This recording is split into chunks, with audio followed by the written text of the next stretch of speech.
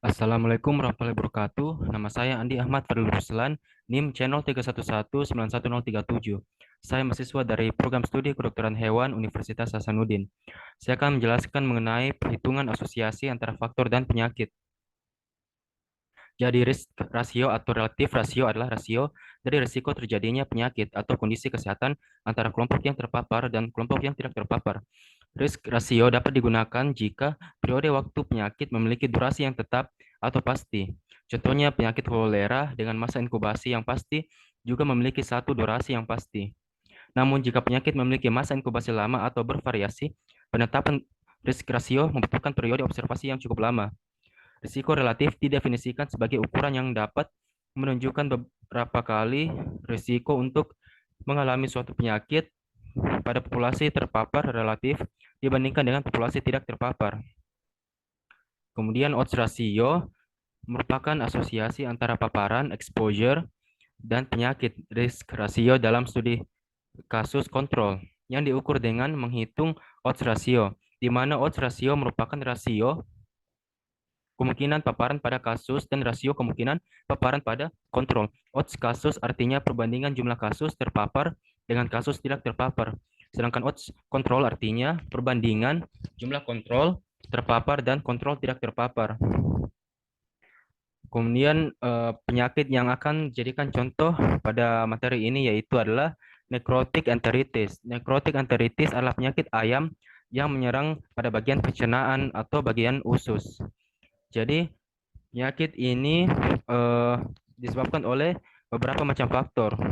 Dapat disebabkan dari faktor diet atau pakan dan koinfeksi dengan koksidia. Kemudian saat terjadinya penyakit ini akan ada toksin-toksin racun yang akan mematikan jaringan-jaringan pada organ usus. Nah, ini merupakan contoh perhitungan untuk kasus penyakit necrotic enteritis pada sebuah peternakan. Jadi pada kasus ini, sebuah peternak menguji efektivitas probiotik lactobacillus di pakan terhadap penyakit necrotic enteritis. Jadi insidensi kelompok yang terpapar itu 56 dibagi totalnya itu 95 menghasilkan 0,6. Kemudian untuk insidensi kelompok tidak terpapar itu 70 dibagi 100. 100 merupakan totalnya juga. Next. Nah, setelah didapatkan hasil yang tadi itu dilakukan perhitungan dengan menggunakan rumus risk ratio yaitu insidensi kumulatif kelompok terpapar A dibagi N1 dibagi insidensi kumulatif kelompok tidak terpapar B dibagi N0. Jadi untuk risk ratio yaitu 0,6 dibagi 0,7. 0,6 itu adalah risk rasio untuk insidensi kumulatif kelompok terpapar dan 0,7 merupakan insidensi kumulatif kelompok tidak terpapar. Jadi 0,6 dibagi 0,7 kita mendapatkan 0,85. Jadi berdasarkan perhitungan untuk kasus necrotic enteritis ini, maka dengan risk rasio sebesar 0,85 dapat diinterpretasikan sebagai risiko ayam terkena penyakit necrotic enteritis di sebuah peternakan pada kelompok yang diberikan intervensi probiotik terpadu, yaitu 0,85 kali lebih rendah atau 15% mengurangi kejadian necrotic enteritis di peternakan dibandingkan dengan kelompok non-intervensi probiotik. Jadi kesimpulan dari perhitungan ini bahwa eh, ayam yang ayam yang tidak diberikan intervensi probiotik itu eh, kasus kejadian necrotic enteritis itu lebih tinggi dibandingkan dengan ayam yang diberikan probiotik.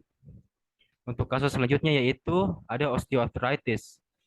Jadi osteoarthritis ini umumnya terjadi pada hewan kuda atau kuda balap. Osteoarthritis ini ditandai secara klinis dengan berbagai tingkat kelumpuhan. Merupakan masalah kesehatan kuda karena menyebabkan hilangnya mobilitas akibat dari anggota tubuh karena gerakan terbatas dari sendi yang mengalami injury atau cedera.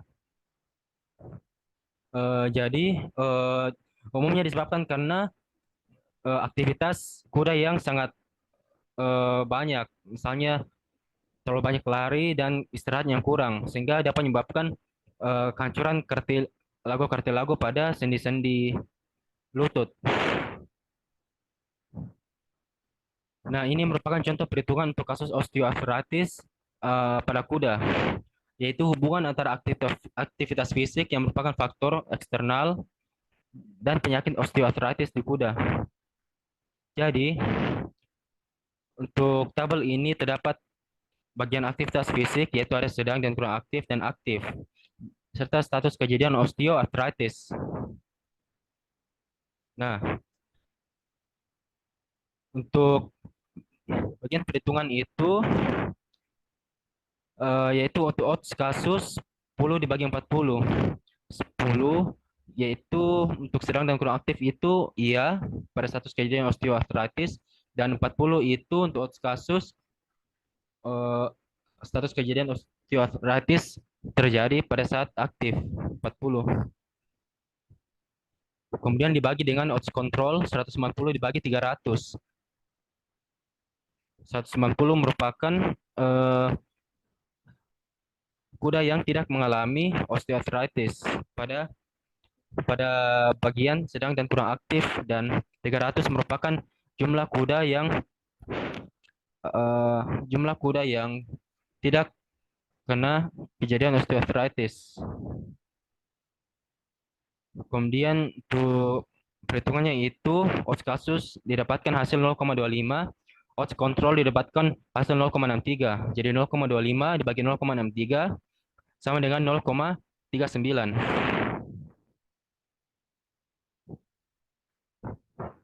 Jadi berdasarkan perhitungan dari eh, kasus osteoartritis ini, sebesar odds rasio yang didapatkan adalah 0,39. Artinya risiko terjadinya osteoartritis pada kuda dengan aktivitas fisik yang sedang dan kurang aktif adalah 0,39 kali lebih rendah dibandingkan risiko terjadinya osteoartritis pada kuda dengan aktivitas fisik yang aktif.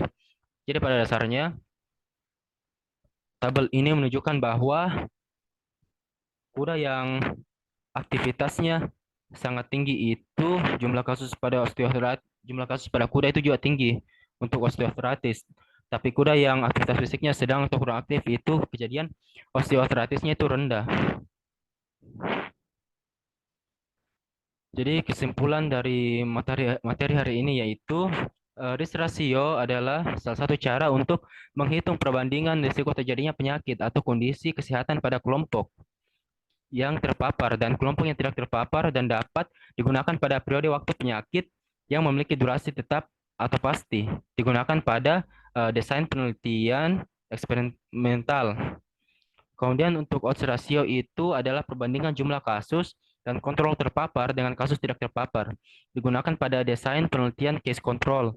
Meskipun di dalam odds ratio kita tidak dapat menghitung angka insidensi desain case control tersebut, eh, terdapat perhitungan risiko yang berkontribusi atau attributable risk, sehingga kita dapat menghitung proporsi yang berkontribusi attributable fraction pada penyakit tersebut. Sekian materi dari saya, semoga bermanfaat. Assalamualaikum warahmatullahi wabarakatuh dan selamat belajar.